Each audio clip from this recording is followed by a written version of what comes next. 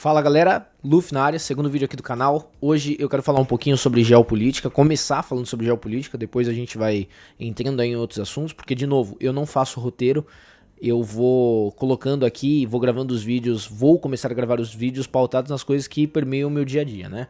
E ontem eu fui dormir com a notícia de que o governo norte-americano havia retirado o ministro do STF, Alexandre de Moraes, a sua esposa e os seus escritórios de advocacia debaixo das sanções da lei Magnitsky. Cara, o que eu tenho pra dizer em relação a isso? A primeira coisa é que se você tá me assistindo e é cristão, nesse vídeo eu vou tentar te provar por A mais B que é impossível você ser cristão e ser de esquerda, mas também é impossível você ser cristão e ter um político, sendo ele de esquerda ou de direita, como um pet, um político de estimação. Então, assim, sobre a retirada do ministro Alexandre de Moraes na lei Magnitsky, é difícil dizer, porque política é política. Política é um jogo de interesse que dificilmente a população está envolvida, né? A gente não sabe o que acontece por menores, mas ontem houve uma declaração do ministro em um evento do SBT, onde ele agradecia o presidente da República, Luiz Inácio Lula da Silva, por ter negociado a retirada do nome dele da lei, né, debaixo dessa sanção. Então, o que fica um pouco claro? Que houve uma negociação que nós não sabemos o que foi proposto para que houvesse essa retirada. Mas o Brasil se eu não me engano, entre o terceiro e quarto maior produtor de terras raras do mundo. E hoje a pauta que move o mercado econômico financeiro são terras raras. Terras raras são materiais preciosos e, como o próprio nome já diz, eles são raros. A China é o maior detentor de terras raras do mundo e eles, com isso, detêm do aporte de vender ou não a terras raras que são deles para outras pessoas, né? Isso dá para eles um benefício de negociação muito grande, né? Então, o ministro do STF, ele havia sido enquadrado nessa lei por violação de direitos humanos. E no comunicado do governo norte-americano, eles citam que a retirada dele vai contra os interesses do governo norte-americano com relações internacionais. Então, assim, não foi descartada a questão de que ele parou de violar direitos humanos. E com isso eu também não estou dizendo que ele viola ou não direitos humanos. Isso não é a coisa que está no mérito aqui em questão. Qual é o X da questão? Quando o cristão ele se envolve na política de um jeito em que ele torna-se, ou ele torna alguém como um ídolo, assim como a gente viu, e obviamente todos nós temos escolhas políticas se levarmos em consideração que existe uma esquerda, direita e centro, né? Mas quando a gente coloca, o cristão ele deveria estar envolvido em política? Sim e não, né? Eu acho que nós temos que ter a influência nos discipulados pessoais, né? Direcionar pessoas que andam vida na nossa vida acerca de princípios cristãos, e como a palavra fala que não é nem por força nem por violência, mas é pelo Espírito, essas pessoas precisam ser constrangidas a entender pelo seu próprio raciocínio e intelecto o que é bom para o crescimento e expansão do reino de Deus ou não. Com isso ela faz as escolhas dela. Mas você acha que um cara de esquerda vai pro inferno? Cara, às vezes eu não acho nem que um budista vai pro inferno, porque Paulo fala que aquele que nunca ouviu falar do evangelho, esse é julgado pela sua consciência. Então seria mais ou menos aquele critério de como que eu vou mandar pro inferno, né? Eu não faço isso, né? O próprio Deus faz. Na verdade nem Deus quer que as pessoas vão pro inferno, mas ele é o grande juiz.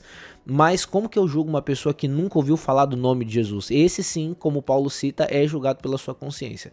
Então, quando a gente tem um político, cara, de estimação, isso daí torna um pouco difícil, porque tudo aquilo que tira o lugar de Deus na nossa vida é um ídolo. O celular, se tirou o lugar de Deus na nossa vida, é um ídolo. O computador, o joguinho, a academia, qualquer coisa que a gente coloca no lugar de Deus, ele se torna um ídolo na nossa vida. Então, mas eu também gostaria de mostrar nesse vídeo, para você que é cristão, por que é praticamente impossível você ser cristão e de esquerda. Tá? Não estou dizendo que todo esquerdista é ruim, que todo princípio esquerdista é ruim. A lógica da esquerda, ela é uma lógica que teoricamente, ela é boa em alguns aspectos, mas é muito ruim em outros, né? Muito ruim, principalmente para a igreja, porque Karl Marx, por exemplo, ele é um assíduo defensor de que a igreja ela precisa acabar para que o governo tenha total poder sobre a população. E se você é um leitor da Bíblia, se você é uma pessoa que gosta de estudar, você sabe que isso vem de encontro com um plano diabólico. Porque quando você tira das pessoas o seu próprio direito de escolha, elas se tornam fantoches de alguém. Elas se tornam escravas de alguém. Nós somos escravos apenas de Deus e da sua vontade. Então, é muito difícil você falar que é um cristão de esquerda, né? Eu peguei algumas referências aqui sobre aquilo que Karl Marx fala, e uma delas é que ele fala que é cristão no livro, eu até deixei aqui, A Contribution to the Critique of Hegel, Philosophy of Right. Ele fala que a igreja tem uma famosa frase que fala: Religion is the opium of the people. A religião é o ópio das pessoas. Ele compara a religião como uso de droga. Então, assim, a droga, ela serve para aliviar a dor de muita gente em vários aspectos. E ele está querendo dizer que a religião, ela faz a mesma coisa. A religião, ela só serve para mascarar a dor que as pessoas sentem e não fazer com que as pessoas conflitem com essa dor e arranjem uma solução.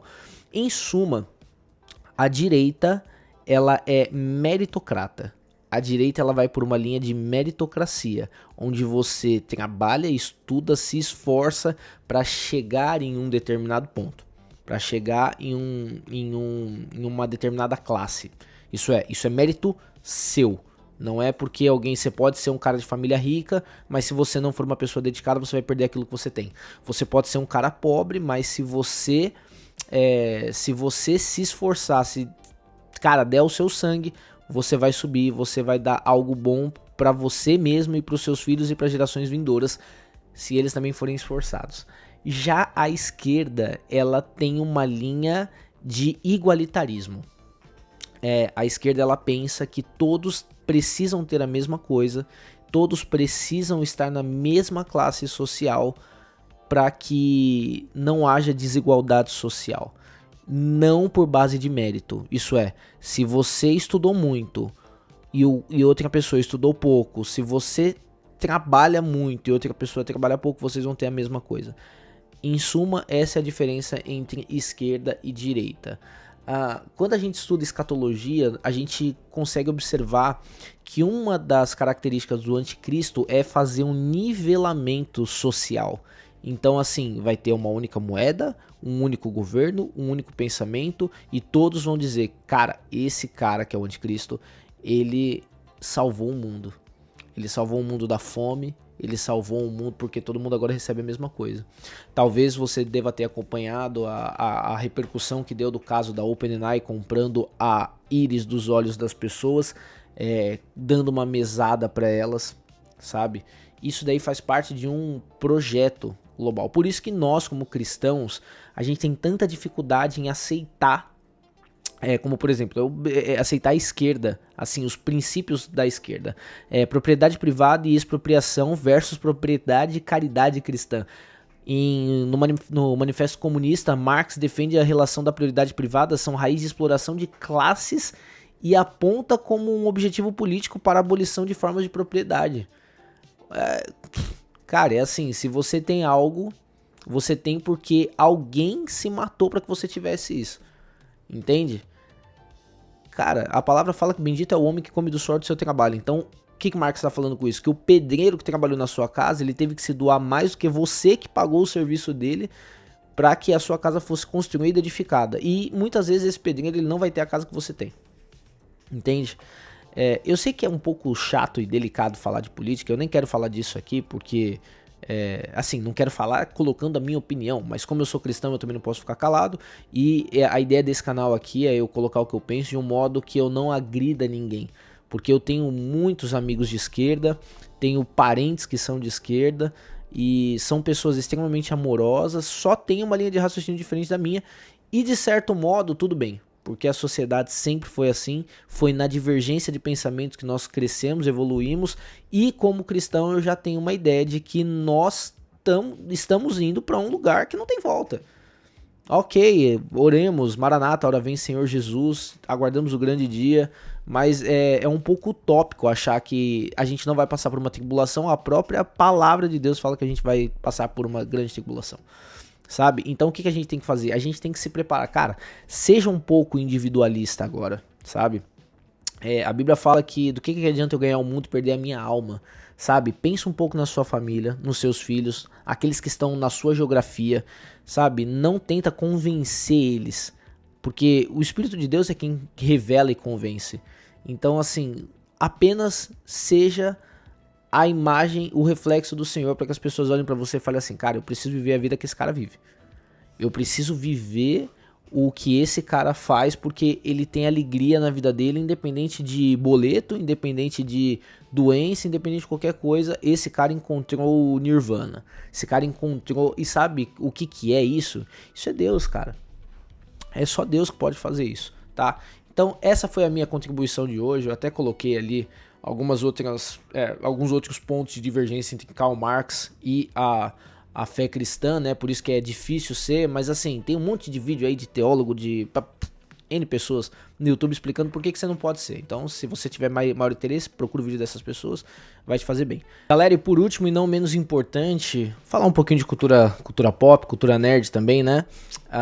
Se você é uma pessoa que gosta de Jujutsu Kaisen módulo, que foi muito atacado porque Gege Akutami, que é o criador de Jujutsu, tinha terminado o Jujutsu de um modo totalmente inesperado e que ninguém queria. Eu até entendo um pouquinho do coração de um mangaka que termina a obra do jeito que ele quer, porque a obra é dele. A obra não é de ninguém. Se você acompanhou o Jujutsu e não gostou do final, não gostou da morte do Satoru Gojo e etc, cara, lembre-se que essa obra é do cara. Eu não gostei, eu odiei o modo que Jujutsu terminou. E aí quando saiu o Jujutsu Kaisen módulo, que é o equivalente a um Jujutsu Kaisen Shippuden, todo mundo desceu o pau, porque Gege Akutami usou como referência a mesma coisa que Boruto usou na verdade, a vinda de aliens pra dominar a Terra e tudo mais. Cara, é referenciação isso, sabe? Você imita, você faz aquilo que é bom, aquilo que você gosta. Eu gosto muito daquela frase de Lavoisier que fala que nada se cria, tudo se copia. Deus criou todas as coisas, o resto que a gente fez a gente copiou. O computador que a gente está usando, o celular que a gente está usando, tudo faz parte de uma cópia com base naquilo que o criador fez. Então assim, Jujutsu Kaisen módulo está muito bom. O mangá está excelente. Se você é uma pessoa que gostou, um breve spoiler, tá? Sim, porque o mangá saiu anteontem, se eu não me engano, o último episódio. Capitão Divino Mahoraga apareceu. Só te falo isso. A segunda coisa do nosso tempo aqui de cultura pop, saíram as primeiras fotos do trailer, do pôster de Street Fighter. Na minha infância eu não era o cara que mais jogava Street Fighter, eu era o cara do The King of Fighter. Mas fez parte da minha infância, fez parte da cultura pop. E rapaziada, o que é esse Jason Momoa de Blanca? O que é esse 50 Cent? Eu nem lembro o nome do personagem que ele faz, porque não é minha vibe. Mas tá muito, muito igual. Eu só espero que o filme seja tão bom quanto o figurino dessa galera. E por último, o jogo do Harry Potter tá de graça, se eu não me engano, na PSN, tá? Eu não sei quanto custava o jogo. Eu acho que isso daí faz parte de uma questão de marketing, porque a Netflix acabou de comprar a Warner por uma transação de quase 82 bilhões. Eu não lembro se em dólar ou em real, acredito que em dólar. Né? Acabou de comprar o Warner e eles, junto do pacote de compra da Warner, veio Harry Potter, Ben 10, Cartoon Network, Hanna-Barbera, Senhor dos Anéis. Putz, veio tudo aí junto desse pacote da Warner, DC. Então eles provavelmente devem estar fazendo... e tem agora a série do Harry Potter que está sendo extremamente criticada porque trocaram um ator que faz... Tudo bem, né? O ator original do Snape morreu. Mas assim, colocaram um ator que não tem absolutamente nada a ver com o ator principal. E muito menos com a referência de quem é o Snape lá nos livros da Rowling, tá? Então essa foi minha contribuição também para a parte de cultura pop. Vou ficando por aqui. Um beijo para vocês. Jesus te ama, tá bom? Forte abraço, tchau. Tchau!